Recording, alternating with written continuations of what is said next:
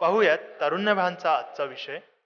हा विषाणू शरीरावरती अटॅक करतो आणि मग शरीरामध्ये HIV ची लागण झाल्यानंतर एड्स हा आजार तयार होतो. तर नेमकं काय होतं? हा HIV शरीरामध्ये गेल्यानंतर इतका प्राणघातक आजार कसा काय निर्माण करू शकतो? आता ह्या HIV विषाणूचे वैशिष्ट्य काय आहेत? मी जसं सांगितलं अतिसूक्ष्म विषाणू आहे. दुसरं म्हणजे हा फक्त मानवी स्त्रावातच जगतो आणि म्हणून ह्याला ह्यूमन इम्युनो डेफिशियन्सी व्हायरस म्हणतात, इतर प्राण्यांमध्ये नाही. माकडांमध्ये हे विषाणू सापडतात, नंतर गायी म्हशींमध्ये पण हे विषाणू सापडतात, मांजरांमध्ये, त्याच्यानंतर उंदरांमध्ये पण हे विषाणू सापडलेले आहेत. पण त्यांच्यामध्ये हा विषाणू आजार निर्माण करत नाही.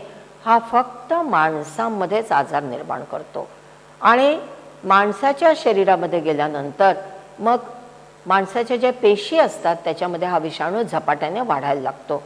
आणि या विषाणूचं मुख्य काम आहे की शरीरातली रोग प्रतिकार शक्ती कमी करतो. या रोगाची प्रगती जी होते ती थोडी मंद गतीने होते आणि इतर रोग निर्माण करण्याची क्षमता मात्र 100% असते, कारण रोगप्रतिकार शक्तीच नष्ट झालेली आहे.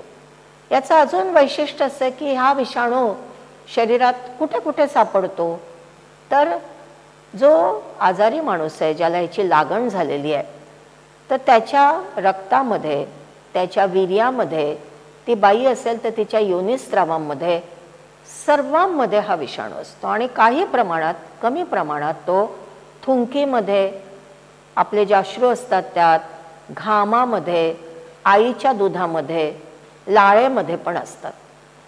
आणि एकदा हा विषाणू आपल्या शरीरामध्ये गेला की तो जो माणूस असतो तो इतरांना तो विषाणू 6 तासांमध्ये देऊ शकतो. इतका हा जंतू भयानक आहे. आता हा रोगप्रतिकार शक्ती कशी कमी करतो? तर आपल्या रक्तामध्ये 3 प्रकारच्या पेशी असतात. लाल रक्तपेशी, नंतर पांढऱ्या रक्तपेशी ज्यांना आपण रोगप्रतिकार शक्ती वाढवणाऱ्या किंवा सैनिक पेशी म्हणतो, आणि तिसऱ्या आहेत प्लेटलेट्स, रक्त गोठायला मदत करतात.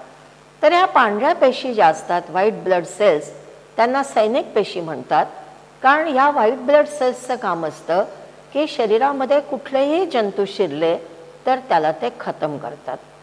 आणि यांच्यातल्या व्हाईट पेशींमधले, पांढऱ्या पेशींमधले टी हेल्पर सेल्स नावाच्या पेशी असतात ज्या विशेष करून रोगजंतूंना मारण्याचं काम करतात.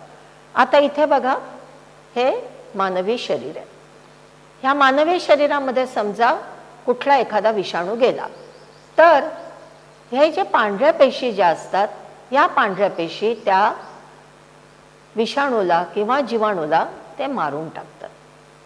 हे मानवी शरीर आहे, त्याच्यातली पांढरी पेशी आहे आणि ह्या जंतूला त्यांनी मारलेलं आहे. पण जेव्हा HIV विषाणू शरीरामध्ये शिरतो तो काय करतो? तो या पांढऱ्या पेशीवरतीच अटॅक करतो, या टी हेल्पर सेल्सवरतीच अटॅक करतो आणि त्यांनाच तो खतम करतो.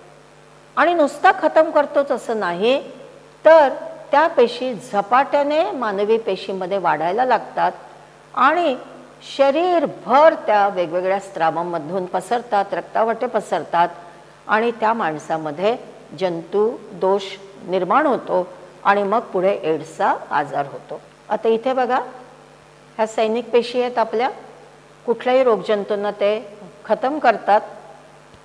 पण HIV विषाणू असा आहे की तो विषाणू जर शरीरामध्ये गेला तर ह्या सैनिक पेशी घाबरून जातात, कारण तो विषाणू इतका उर्मट आहे की तो सरळ आपल्या सैनिक पेशींनाच मारतो आणि आपल्या शरीरातल्या सर्व सैनिक पेशी हळूहळू हळूहळू नष्ट करून टाकतो. आता गंमत अशी की तुम्ही म्हणाल की मग याच्यावरती लस का नाही?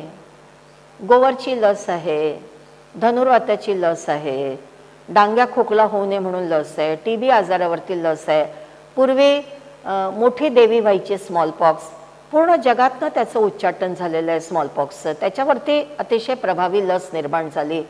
मग HIV वरती लस का नाही शोधून काढत? 1981 सालापासून आहे तर याचं कारण असं आहे की हा विषाणू जो आहे ना बहुरूपी आहे. हा पटापट आपले रूप बदलवत असतो.